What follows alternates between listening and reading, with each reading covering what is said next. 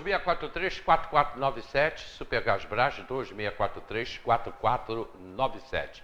E eu falei com vocês, quando fui para o comercial, do posto Santo Estevão, que fica ali em Araras. E já está, você já está vendo aí, já está rolando os novos preços dos supermercados Gucci, preços até amanhã. É que é a promoção de segunda a terça e quarta, depois tem de quinta a domingo, né? De quinta a domingo. Ontem eu fui almoçar e fiquei batendo um papo com a Kátia e com o Adilino lá no Açaí do Alto. Gente, a comida lá é muito boa. Sabe por que eu almocei ontem? Purê de batata, arroz e um omelete. Simples, tá? Mas, gente, muito bom. E a Kátia capricha quando faz omelete para mim.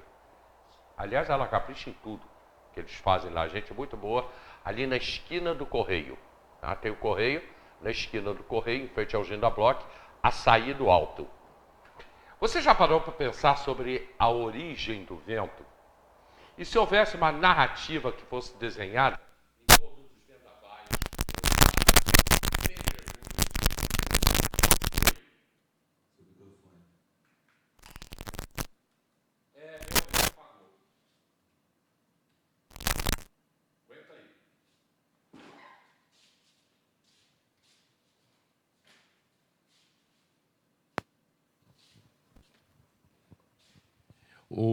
Tô no laranja, ok? Vê se está ok aí, vê. Tá ok? É que meu microfone aqui apagou. Foi a pilha, provavelmente. Eu estava lendo aqui sobre, na hora que apagou o microfone, vamos lá, você já parou para pensar sobre a origem do vento? Se houvesse uma narrativa que fosse desenhada em torno de vendavais, trovoadas, pedregulhos, e além disso apresentasse o pai de tudo. O pai de tudo? O dia que o vento perdeu a cor é uma passagem pelo universo lúdico, onde é possível refletir sobre a importância de nossas brisas. Interessante. O texto é teu? Fala, Elbert. É lógico, Bom dia, Hélio. Prazer estar aqui no Diário. Esse é o nosso lançamento, né, de histórias que foram construídas ao longo da nossa própria trajetória. Então, estamos muito felizes por conta desse lançamento. O Dia que o Vento Perdeu a Cor é um texto meu e foi ilustrado para a gente poder pensar um pouco sobre fenômenos da natureza, né?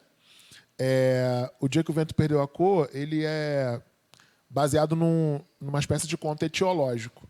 Os contos etiológicos são quando você propõe uma origem para elementos da natureza. Então, por exemplo, se você gostaria de compor uma história sobre como surge o Sol, você quer contar para uma criança como surge o Sol, a gente considera isso um conto etiológico, né? Você está tentando dar formas outras para elementos da natureza que você já conhece, mas você quer contar outra origem.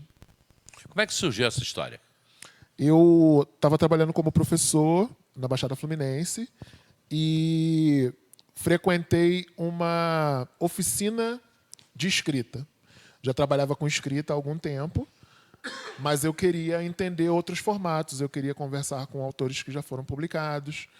E aí, na oficina de escrita, pela primeira vez, eu escutei o termo conto etiológico. Nunca tinha ouvido falar.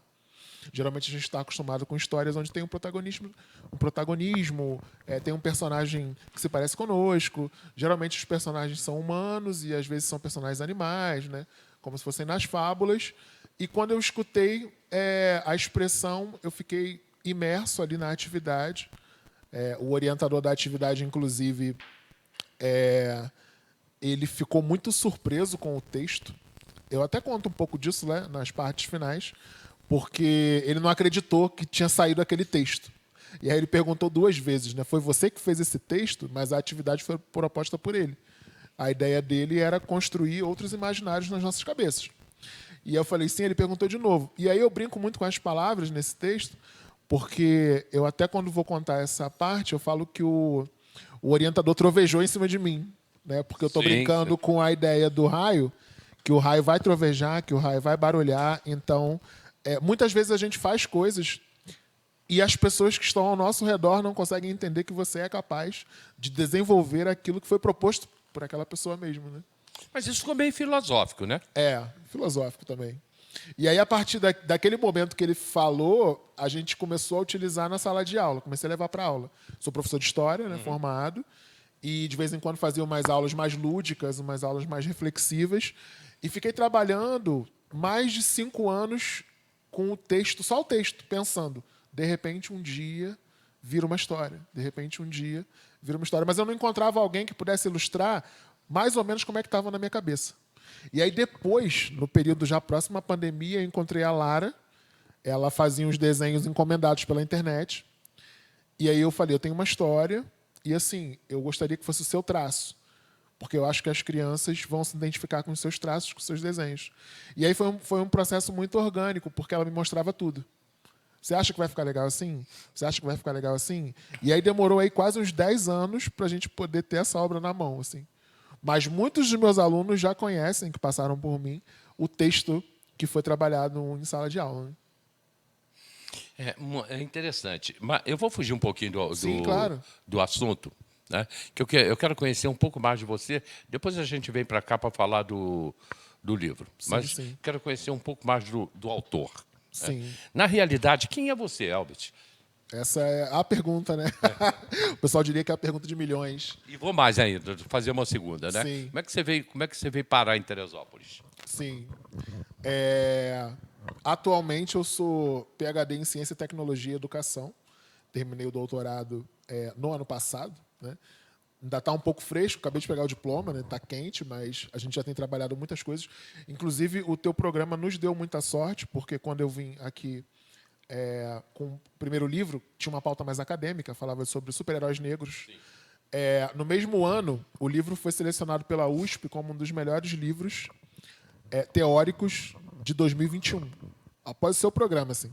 A gente tinha mandado para eles fazem uma análise de vários livros, né? A USP ela é enorme. E depois disso assim, começou a aparecer uma série de outras possibilidades para a gente poder discutir.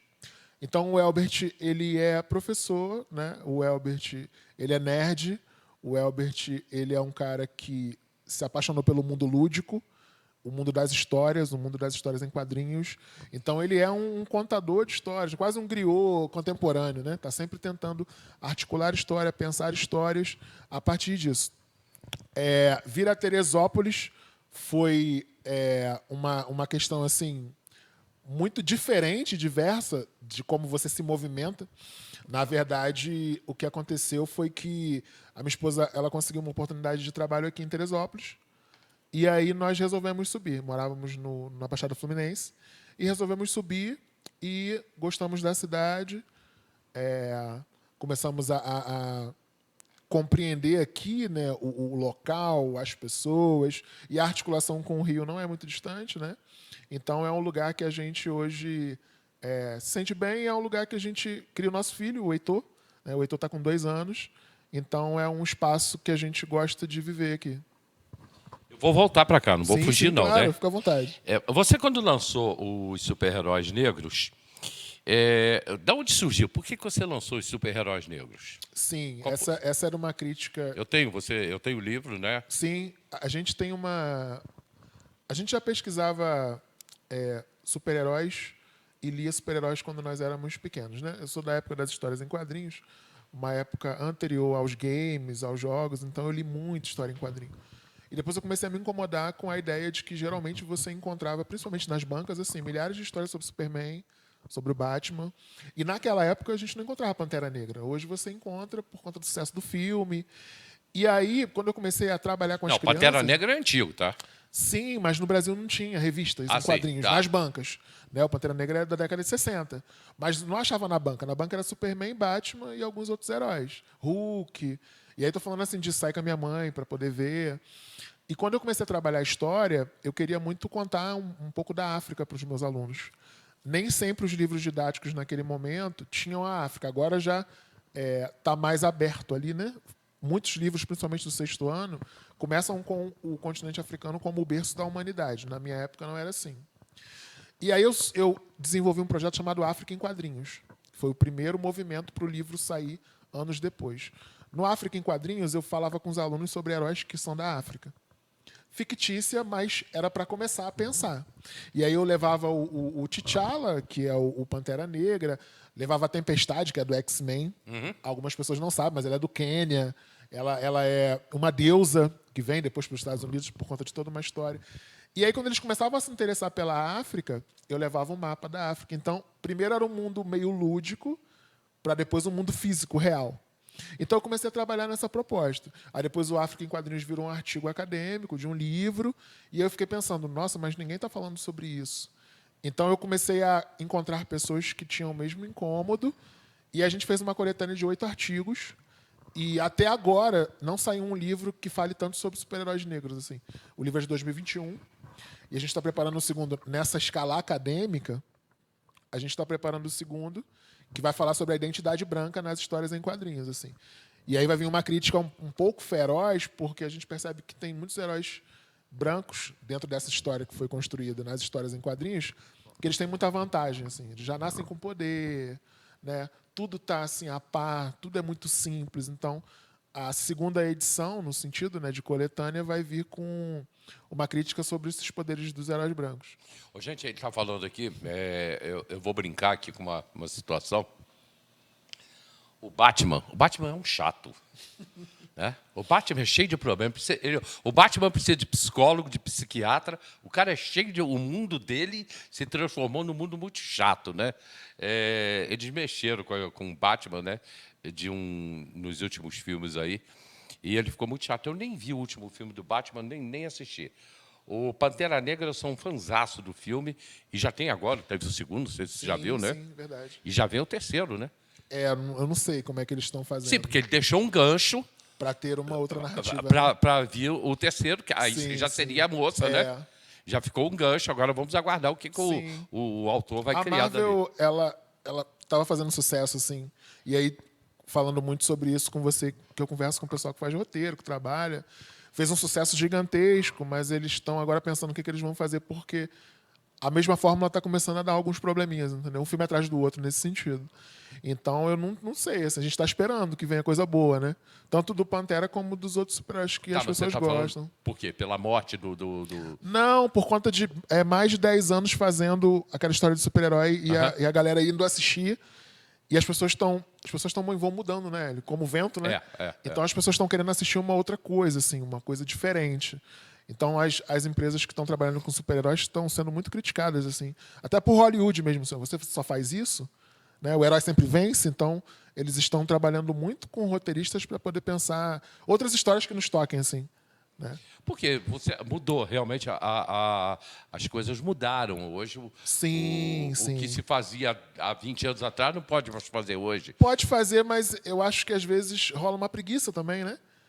Isso acontece também, tem acontecido um pouco em algumas novelas brasileiras, assim. Grandes fórmulas, às vezes, não funcionam durante 10 anos. Você tem que alterar alguma coisa, ainda mais com a internet, né? Porque, por exemplo, tem alunos meus que assistem dorama. Dorama é o drama coreano, né? Não sei se você está muito à parte, assim. São novelinhas que são desenvolvidas pela Coreia e pela Ásia. Muito pouco. Eu li muito pouco. Sim, e aí as crianças estão querendo ver outra coisa, assim, outra história, entendeu? Pode ser que aquela pessoa ali se dê mal, né? Pode ser que realmente aconteça alguma coisa com o vilão. Então, o pessoal de Hollywood que estuda mais isso, a crítica, está muito incomodada com final feliz toda hora, assim, sabe? Disney. Então, assim, tá rolando algumas coisas lá. Isso vai eclodir agora no Oscar, não sei se você às vezes acompanha, mas já tem um burburinho ali sobre por que tal filme está indo pro Oscar, por que tal filme não está indo. O Elbert, Sim. Professor, está notando essa diferença nos teus alunos? Sim, muito. Inclusive, por exemplo, eu sou muito antenado ao que eles estão falando. Então, eu sou um dos professores, por exemplo, que os alunos gostam muito de narrativas asiáticas, né? Há muito tempo já eles gostam de animes e mangás. Então, eu verifico animes que trabalham com a ideia de história, por exemplo. Porque tem uma roteirista, né? Que chama mangaka. Ela pesquisa. Então, por exemplo, eu trabalhei em um anime na sala de aula que falava da Excalibur. Para entrar na Idade Média. Sim, para entrar. Então, assim, nem sempre os adultos compreendem, mas as crianças compreendem. Para que você está falando de anime? Porque o mundo muda. Interessante. Entendeu? Então, por exemplo, ao invés de falar apenas sobre o Rei Arthur e o Merlin, se há uma narrativa adolescente que eles estão assistindo, eles já estão assistindo, então eu trago um pouco do mundo deles para o cenário escolar, para eles entenderem por que a gente está falando de Idade Média em Teresópolis, no século XXI. Então, assim, a gente propõe, né, uma visita ao mundo lúdico e, curiosamente, eles se dão muito bem na avaliação. Porque a gente pegou uma parte do que eles gostam, misturou com uma parte do conteúdo e construiu uma aula. Então vai se apagar a história, por exemplo, Excalibur, vai se apagar tudo isso? Acho que não, porque há pessoas que estão pesquisando essas questões trabalhando de outras formas. Por exemplo, tem vários jogos que trabalham com as lendas de Camelot e outros. Sim. Os alunos agora eles estão numa vibe mais tecnológica. E se a gente não acessar essa vibe tecnológica, a gente fica para trás, velho. Tem uma discussão enorme sobre quais são as áreas que a inteligência artificial vai tomar primeiro. E a ideia de professor pode ser uma delas. Porque a inteligência artificial consegue falar o que a gente está conversando aqui. E consegue mostrar um vídeo ao mesmo tempo. Isso é muito mais atraente para o aluno. Hoje é muito difícil para o professor fazer com que o aluno pare de mexer no celular e pegue um livro. Vamos ler uma história? Ah, tem na internet? Tem, mas vamos folhear. Né? Porque eu sou da época muito que a gente sentia o cheiro da folha do livro. Né? Você compra o livro novinho, vem no plástico. E eu sou daqueles que lê muito mais o livro físico do que o livro no e-book. Quando alguém pede uma resenha, alguma coisa, pô, faz uma resenha para mim, eu peço para mandar, quando é possível. Você pode me mandar o livro? Porque eu tenho mais tempo para poder ler. Às vezes você para em algum lugar, você toma um café, e nem sempre eu quero ficar lendo no celular. Então, assim, é muito importante a gente pensar em novas tecnologias para a gente acessar as crianças, inclusive, que moram conosco mesmo, assim. Que elas já estão gostando do YouTube desde pequeno. Meu filho tem 2 anos e ele já repete todas as coisas que ele vê no YouTube. Todos os programas infantis, canta as músicas. Então, se eu não tiver uma maneira de dialogar lúdica com ele, vai ser complicado ele refletir sobre o mundo. O Mickey, o Pato Donald, enfim, eles vão sumir do mundo? Acho difícil. Acho difícil porque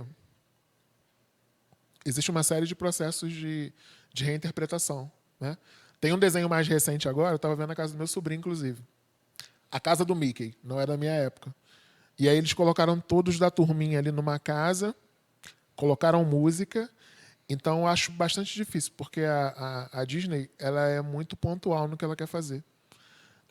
Tanto que depois de muitos anos... Ela também está preocupada com isso. Exatamente. Depois de muitos anos, o que ela faz? Ela compra a Marvel. Então, a Marvel é da Disney. Depois de muitos anos, ela compra a LucasArts, que faz Star Wars. Uhum. Então, eles têm uma galera que está pensando muito à frente do nosso tempo. Sabe? Eles inventaram tantas narrativas, por exemplo, de Star Wars, que tem uma galera que não gosta mais. Porque não é... Eu. Exatamente. Mas está acessando outras sei. crianças. Né? Porque, por exemplo, alguns filmes recentes que eu já vi do Star Wars, eu não gostei muito do vilão. E aí você vai discutir, conversar, né, com o adolescente, assim, mas ele não é um Darth Vader. Porque tem toda aquela áurea, né? Tem toda aquela questão de você ficar pensando. Mas assim, não, mas ele é outro vilão, professor. Ele é de outra época. Então, assim, a gente precisa mais desses diálogos. Se você não conseguir acessar o aluno pelo conhecimento que ele tem, vai ficar muito difícil você dialogar com ele. Eles também estão mudando de Star Trek. Exatamente. Também estão mudando. Tem desenhos, tem um monte de coisa, né? Estão mudando muito também. Eu tenho visto. Tem muita coisa nova aparecendo. Sim, sim. E às vezes eles colocam personagens do clássico para ter essa relação, né? Porque, por exemplo, quando você fala de Star Trek, assim, na cabeça das pessoas mais nerds, vem logo o Spock como aquela pessoa, Já né, aparece logo absurda, o Spock, muito, exatamente, intelectual, né? Eu sou um vulcano e eu penso dessa forma. Tem os estudos mais recentes que vão dizer, inclusive, que assim, ele chegaria perto de algum tipo de transtorno no sentido da intelectualidade, porque realmente ele é uma figura sobrenatural dentro das primeiras histórias do Star Trek, né? Ele enxerga o que você não enxerga. E às vezes os nossos adolescentes estão enxergando isso e você está querendo passar o conteúdo do jeito que está no livro. Então, assim, livro didático, ele é um apoio, Hélio. Ele é um apoio para você, entendeu? Da mesma maneira que é o teu tênis, que é o teu sapato, você consegue andar sem o sapato, mas em alguns lugares você usa o sapato para não machucar o pé. Tem pessoas que só querem usar o livro didático. Isso não funciona mais com os adolescentes. Você tem que ir além. Né? O livro didático é a pauta. Para além dessa pauta, o que eu posso fazer? Tá passando um filme lá da Disney, um exemplo, né?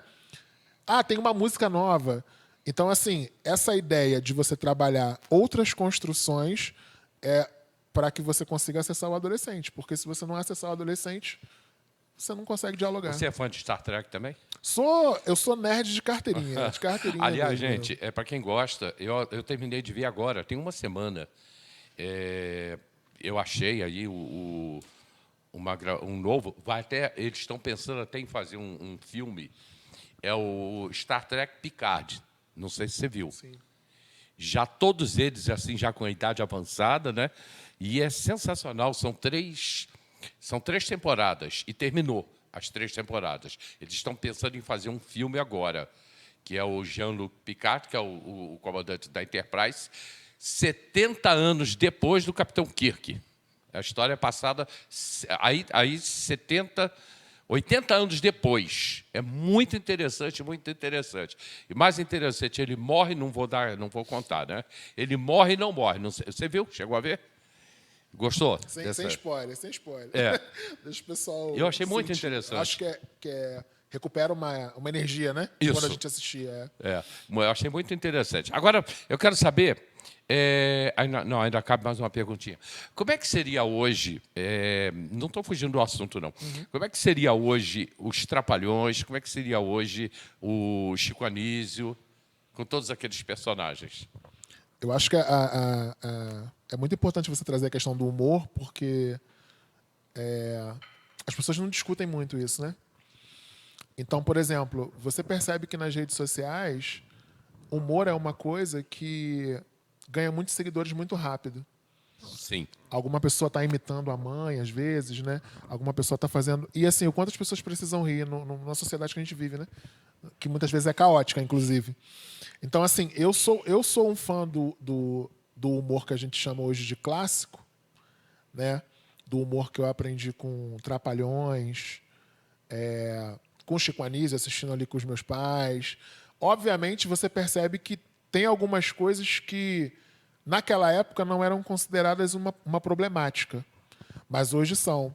Mas eu acho que, voltando a essa questão, por que é importante Trapalhões, Chico Anísio e uma série de outras narrativas que a gente assistiu?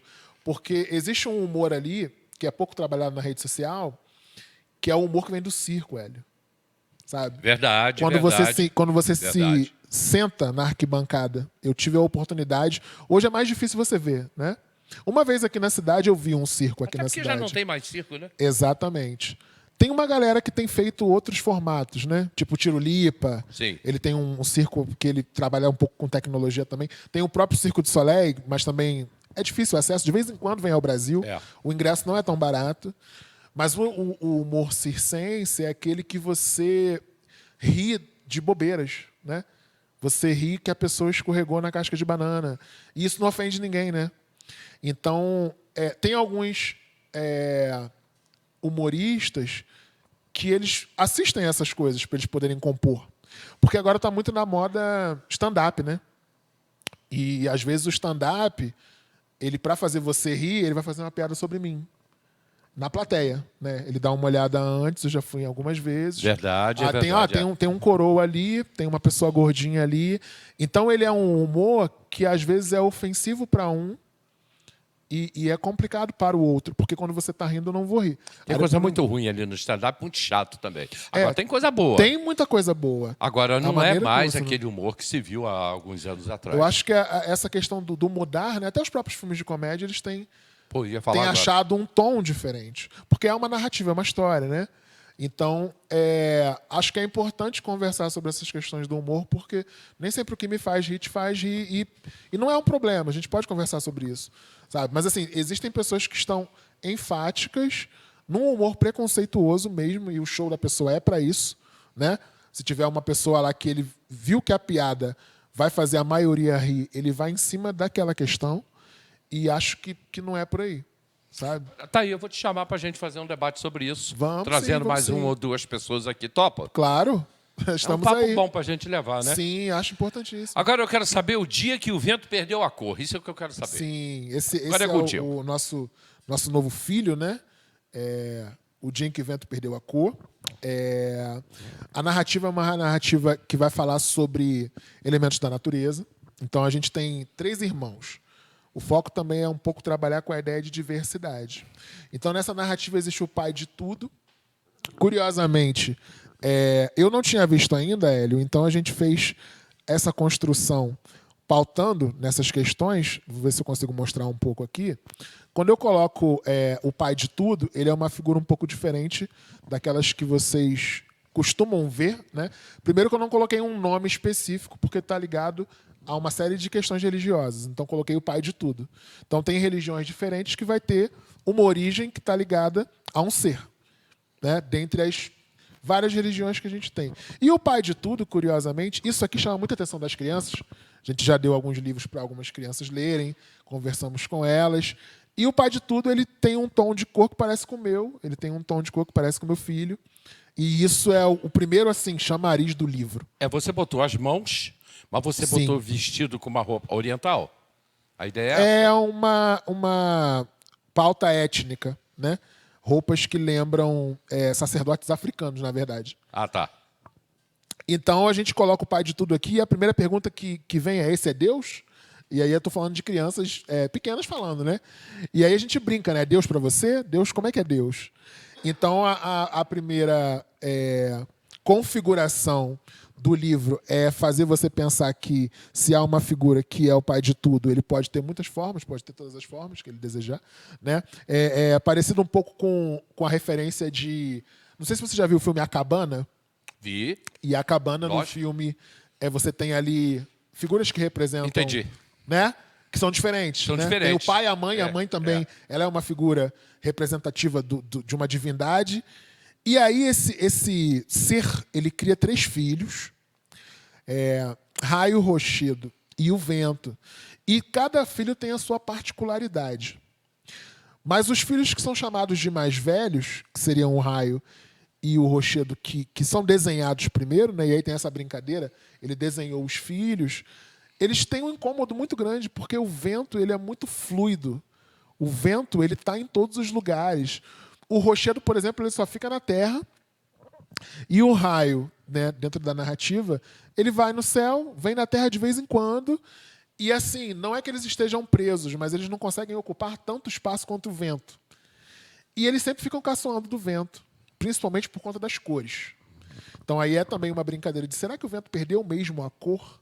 Ou é uma opção? Então, por exemplo, Hélio, quando alguém fala assim: eu perdi a amizade do Hélio. Será que a pessoa perdeu a amizade ou, de repente, aconteceu algo que fez com que vocês refletissem sobre se era legal mesmo ser amigo, continuar amigo? Então, essa perda no título já é uma brincadeira. Porque o vento, ele não vai perder as qualidades dele. Ele não vai perder as características dele. Só que o incômodo com os irmãos fez com que ele não ficasse mostrando as coisas para os irmãos toda hora. Sabe quando você fala de alguma conquista sua? Caramba, eu ganhei um prêmio. Aí a pessoa vai falar com você assim: que legal. Né? Caramba, eu fui promovido. Aí a pessoa fala assim: que legal. Então, quando você não verifica nenhum tipo de reação, pode ser que você pare de falar para aquela pessoa específica que você foi premiado. Como é que você está, Hélio? Estou bem. Sabe? Então, tem a ver muito com essa questão de limite, tem a ver muito com quem que você fala dos seus sonhos, assim. Sabe? Você vai fazer o jovem, a criança não, mas o jovem e o adulto, lendo o seu livro, você vai fazer a gente pensar um pouco mais, né? Eu acho que é uma narrativa que a gente, em praticamente 12 páginas, Hélio, você traz uma reflexão, assim, uma ventania mesmo, assim, sabe? Será que eu sou o vento na vida das pessoas que eu amo? Será que eu sou o raio? Né? Porque o Rochedo, por exemplo, eu brinco que ele tem um estilo pedregoso. Então, ele tem dificuldade de falar as coisas, assim, sabe? Então, se você se arruma e tal, né, um exemplo aqui para nós, o Rochedo falaria assim: tá horrível, sabe? Ele não teria habilidade. Essa questão das pedras, a gente tomou como uma característica para a personalidade dele. E o Raio, por ser claro, o Raio, por ir aos céus, ele é um pouco arrogante. Ele sente-se o melhor de todos. Eu que vou ao céu, eu que ilumino. E o vento não, ele está ali, para lá, para cá, né? Está com as brisas. Nessa narrativa, a gente não colocou ele como um tornado, daquele sentido dos filmes que destrói. Na verdade, ele está sempre feliz. E eu acho que ele reflete muito do que há em nós, e às vezes a gente não reflete por conta de ter amigos ou familiares que são como o Raio e como o Rochedo. Bom, te ouvindo, eu não li ainda. Te ouvindo, você quando termina um livro, né?